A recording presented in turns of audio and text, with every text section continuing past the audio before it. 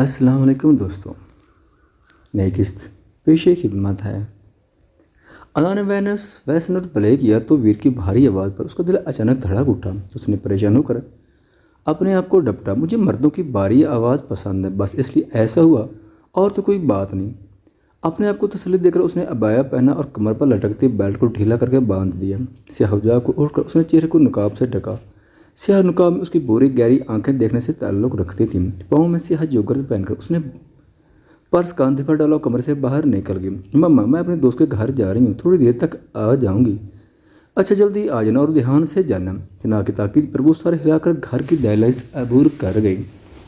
السلام علیکم آواز پر انا نے مڑ کر دیکھا تو ویر کو اپنے پیچھے دیکھ کر گڑبڑا گئی۔ وعلیکم السلام، اس نے انگلی چٹکھاتے ہوئے جواب دیا تو ویر نے پزل ہوئی انا کو دیکھا۔ آپ اندر نہیں گئی؟ میں نے بابا کو انفارم کر دیا تھا۔ نہیں، وہ بس میں جا رہی تھی۔ آئیں۔ ویر کی ہمراہی میں وہ اندر داخل ہوئی تو اس کی آنکھوں میں ستائش ابھری۔ گھر کو بہت قریب سے ترتیب دیا گیا تھا۔ اچانک اس کی نظر میر پر پڑی جو رحم کو گدگدانے میں مصروف تھا۔ تسی کنے سونے ہو؟ میر نے اس کے گال کو زور سے چوم کر کہا تو رحم نے اس کے چہرے پر ننھے ہاتھوں سے تھپڑ مارا۔ یار، اتنے چھوٹے سے ہاتھوں میں اتنی پاور کیسے لاتے ہو؟ رحم نے اس کی طرف دیکھ کر منہ بنایا اور اس کی گود سے اتر کر بھاگا۔ فرش پر ایک جگہ ذرا سا پانی گرا تھا جو میر صاف کرنا بھول چکا تھا۔ او تیری، رک جا میرے باپ! رحم کا پاؤں پھسلا اور وہ دڑام سے پانی میں گرا۔ ویر فوراً بڑھا اور رحم کو اپنے مضبوط بازو میں اٹھا لیا۔ اسے کہتے ہیں گئی بھینس واٹر میں۔ میر کے تبصرے پر انا کی ہنسی گونجی۔ تب میر کو اس کی موجودگی کا احساس ہوا۔ وہ جھینپ گیا۔ السلام علیکم، انا نے عدیل شاہ کو دیکھ کر سلام کیا۔ وعلیکم السلام، آؤ بیٹے بیٹھو، بہت اچھا لگا تمہیں یہاں دیکھ کر۔ انا سمٹ کر بیٹھ گئی۔ یہ میرا بیٹا ہے شاہ میر۔ ویر نے شاہ میر کو دیکھ کر مسکراہٹ دبائی جو انا کے سامنے زمانے بھر کا معصوم بنا بیٹھا تھا۔ بابا میں آتا ہوں، رحم کی طرف اشارہ کر کے وہ اوپر کی طرف جاتی سیڑھیوں میں غائب ہو گیا۔ انا نے عدیل شاہ کو دیکھا جو اس کی طرف دیکھ کر مسکرا رہے تھے۔ یا اللہ خیر ہو، یہ اتنا مسکرا کیوں رہے مجھے دیکھ کر؟ اس نے گلا کھنکارا۔ آپ اکیلے رہتے ہیں یہاں؟ آئی مین کوئی لیڈی نہیں ہے یہاں؟ نہیں بیٹا، ہم باپ بیٹے ہی رہتے ہیں، بس عائشہ کی ڈیتھ کے بعد سے ایسا ہی ہے۔ عائشہ؟ انا نے استفسار کیا۔ شاہویر کی بیوی، عدیل شاہ نے اداسی سے کہا۔ اوف! انا نے ترم سے انہیں دیکھا۔ اتنے میں شاہویر رحم کے ساتھ سیڑھیاں اترتا نظر آیا۔ دونوں بلیک پینٹ شرٹ میں ملبوس تھے۔ انا کے لیے یہ طے کرنا مشکل ہو گیا کہ کون زیادہ پیارا لگ رہا ہے۔ ویر نے رحم کو انا کے پاس زمین پر کھڑا کیا اور خود اس کے سامنے بالکل براجمان ہو گیا۔ رحم فوراً خوش ہوتا انا سے لپٹ گیا۔ انا نے اسے پکڑ کر گود میں بٹھایا اور نقاب کے اوپر سے ہی اس کے نرم گالوں کو چوم لیا۔ کیسا ہے میلا بیبی؟ انا نے اپنے ساتھ آہستہ آواز میں کہا، لیکن خاموشی کی وجہ سے وہ سب کو سنائی دی۔ عدیل شاہ اور ویر میں نظروں کا تبادلہ ہوا۔ میر بغیر ان دونوں کو دیکھ کر شرارت سے مسکرایا۔ میں ٹھیک ہوں، ادھر آؤ۔ رحم نے انا کی گردن کے گرد دونوں بازو رکھے اور انا کے ڈھکے چہرے کو چوم لیا۔ ہم مٹھی ہے نا؟ انا نے جھم کر ویر کو دیکھا جس نے مسکراہٹ چھپانے کے لیے منہ پر مٹھی کی صورت ہاتھ رکھ لیا تھا۔ میر، آپ ہی کو کمرے میں لے جاؤ۔ انہیں خیال تھا کہ ان کے سامنے وہ کچھ بھی کھا پی نہیں سکے گی اور ایسے ہی وہ اسے جانے دینے والے نہیں تھے، اس لیے انہوں نے اسے ڈرائنگ روم میں لے جانے کا کہا۔ نہیں انکل، میں یہیں ٹھیک ہوں، انا نے سمجھ کر شائستگی سے انکار کیا۔ ایسے کیسے بیٹا؟ کیا ہم اتنے ارزاں ہیں کہ آپ ہمیں خدمت کا موقع بھی نہیں دے گی؟ ان کی مدد پر انا شرمندہ ہوگی۔ نہیں، ایسی کوئی بات نہیں، مجھے واقعی بیٹے ضد نہیں کرتے۔ ان کے پیار سے کہنے پر وہ میر کے ساتھ چلے گی۔ آ جائیں۔ میر نے مسکرا کر تو وہ بھی مسکرا دی۔ میر کے جانے کے بعد وہ بادلی سے بیٹھی اور بغیر کسی دوسری چیز کو ہاتھ لگائے کولڈ ڈرنک کا گلاس پکڑ لیا۔ نقاب اتار کر وہ آہستہ آہستہ مشروب حلق سے نیچے ڈالنے لگی۔ اچانک رحم زور زور سے رونے لگا۔ انا نے دہل کر دروازے کو دیکھا۔ اس نے اٹھ کر دروازے سے باہر جھانکا کا تو ویر پریشانی سے رحم کو چپ کروا رہا تھا جو صوفے سے گر کر بری طرح رو رہا تھا۔ بس میرا بیٹا، کچھ بھی نہیں ہوا، رحم تو بہت بریو ہے۔ انا سے مزید برداشت نہ ہوا۔ لائیں مجھے دیں۔ اس کی آواز پر ویر نے ایک لمحے کے لیے اس سے دیکھا، پھر رحم کو لیے روم میں آیا۔ انا نے فوراً رحم کو پکڑ لیا اور اسے چپ کروانے لگی۔ بس میرا بچہ، میری جان۔ اس نے رحم کو چوم کر سینے سے لگایا۔ اس کے سینے سے لگتے ہی وہ چپ ہو گیا۔ رحم کو پکڑے وہ صوفے پر بیٹھ گئی اور اسے گلاس میں سے پانی پلانے لگی۔ کیا ہوا میرے چھوٹے شی جان کو؟ کس نے مارا؟ جواب میں رحم نے اس کے سینے میں پھر سے سر چھپا لیا۔ انا نے نرمی سے اسے اپنے حصار میں لے لیا، اپنے چہرے پر کسی کی نظریں محسوس کر کے۔ اس نے سر اٹھایا تو ویر اسے ہی دیکھ رہا تھا۔ انا کو تب پہلی بار احساس ہوا کہ وہ بغیر نقاب کے۔ اس نے فوراً چہرہ ڈھکا تو ویر کو اپنی حماقت کا احساس ہوا۔ لائیں مجھے پکڑا دیں۔ بہت معذرت کی، آپ کو تکلیف اٹھانی پڑی۔ نہیں، ایسی کوئی بات نہیں۔ انا نے نظر جھکا کر کہا اور رحم کو اس کے حوالے کیا۔ وہ کمرے سے نکلنے ہی لگی تھی کہ رحم نے اس کا دوپٹہ پکڑ لیا۔ ماما! اس کی پکار پر انا اور ویر اپنی اپنی جگہ ساکت رہ گئے۔ نہیں، یہ سب نہیں ہونا چاہیے، یہ غلط ہے۔ بغیر مڑ کر دیکھتے وہ تیسرے دروازہ عبور کر گئی۔ رحم مسلسل اسے پکارا تھا، اس کی آنکھ کے گوشے بھیگ گئے۔ اچھا انکل، میں چلتی ہوں، کافی وقت ہو گیا۔ عدیل شاہ نے اسے سر پر پیار دیا تو وہ خدا حافظ کہہ کر تیزی سے نکل گئی۔ میں اس حالت میں بھی تمہارے ساتھ بہت کچھ کر سکتا ہوں، آئی سمجھ؟ اس کے مطلب کو سمجھ کر عین سرخ کانوں کے ساتھ بجلی کی سپیڑ سے کمرے سے نکل گئی۔ تھوڑی دیر بعد وہ ایک باؤل میں کپڑا بھگو کر نمودار ہوئی۔ باؤل اور پین کلر اس نے سائڈ ٹیبل پر رکھی اور بیڈ پر دراز جہان کے پاس بیٹھ گئی جو نیم گھنودگی کی حالت میں تھا۔ اس نے چک کر اس کے چہرے سے بازو ہٹایا جو بخار کی حدت سے دہک رہا تھا۔ اس کے بعد لہرا کر جہان کے کاندھے پر گرے۔ جہان نے نیوا آنکھوں سے اسے دیکھا جو اس پر جھکی فکر مندی سے اسے دیکھ رہی تھی۔ عین نے اپنا ٹھنڈا ہاتھ اس کی پیشانی پر رکھا تو اس نے سکون محسوس کرتے آنکھیں موند لیں۔ اس نے پٹی پانی میں بھگو کر جہان کے ماتھے پر رکھی اور پھر یہی امر دہرانے لگی۔ باہر رات گہری ہوتی جا رہی تھی۔ چاند پر اسرار سا مسکرا کر بادلوں کی اوٹ میں ہو گیا۔ عین نے منہ پر ہاتھ رکھ کر جمائی رکی۔ مسلسل ٹھنڈے پانی کی پٹیاں کرنے سے جہان کا بخار اب قدرے کم ہو گیا تھا۔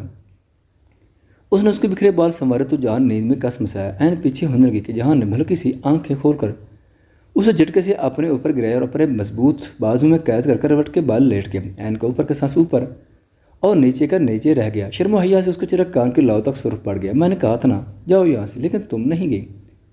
اس نے بوجھل آواز میں اس کے کان کے قریب سرگوشی کی تو عین نے سختی سے آنکھیں میچ لیں۔ جہان نے اس کے کپ کپاتے ہوئے ہونٹوں کو دیکھا، آنکھوں میں خمار لیے وہ اس پر جھکا۔ اس کے ہونٹ عین کے ہونٹوں سے ہلکے سے مس ہوئے ہی تھے کہ عین نے پٹ سے آنکھیں کھول دی۔ یہ کیا کر رہے ہیں آپ؟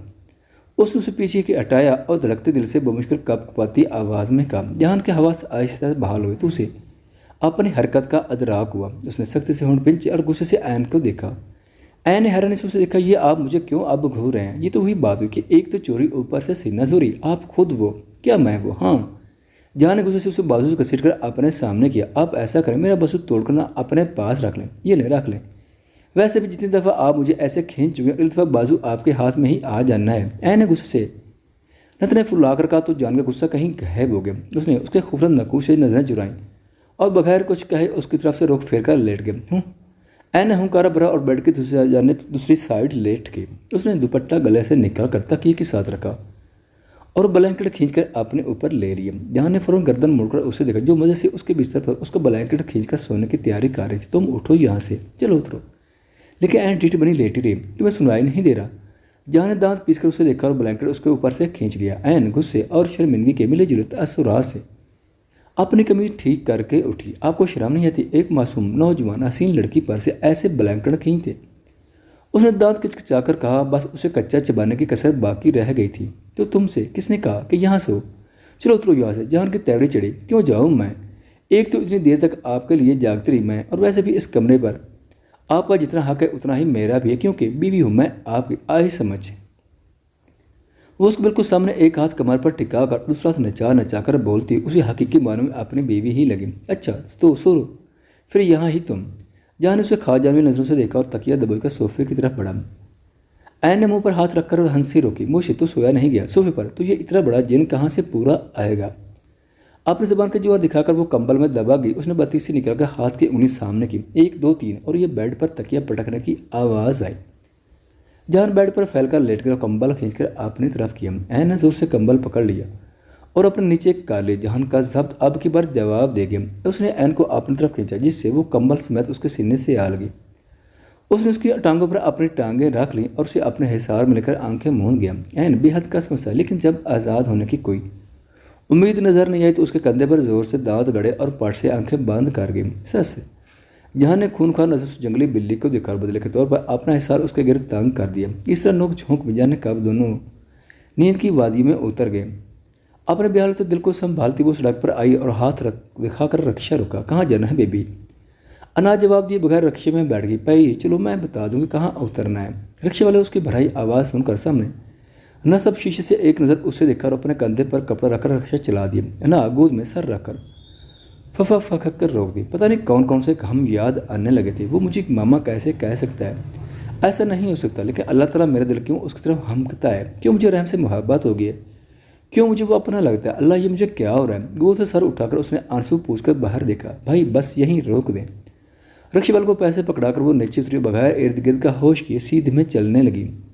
ذہن کے پردے پر یادوں کے عکس منڈلا رہے تھے، وہ اسے اظہار محبت کر رہا تھا۔ اس کی آنکھوں سے آنسو شفاف موتیوں کی مانند گرے اور سیاہ نقاب میں جذب ہو گئے۔